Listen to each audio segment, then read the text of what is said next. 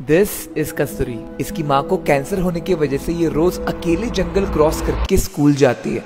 आज था day 5 end I took my scooty to ZP केल्टन स्कूल इन पालघर, जो 1950 से वैसे का वैसा है। वहाँ मेरी नजर पड़ी कस्तूरी पे। सोचा जंगल पार करके उसके घर ही चला जाऊं।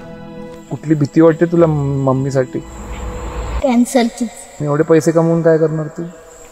मम्मीला बरं करणार। आता घरी काय काय प्रॉब्लेम आहेत तुझ्या? सोलरची लाईट, आम्हाला लाईट नसते।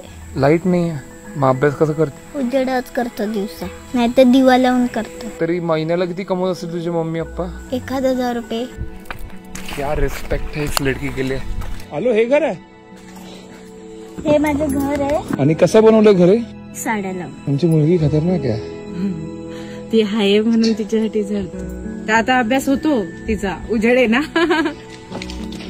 हे बघा, इकडे पण ती गणित करते, अभ्यास करते। तुमच्या काय अपेक्षा आहेत कस्तुरीकडून? मोठी होऊ दे ना, शिकू दे, मी जिवंत आहे ते खरं। मॅडमनी सांगितलं चांगला शिकला तर सांगितलं सायकल द्यायचं। सायकल पाहिजे तुला?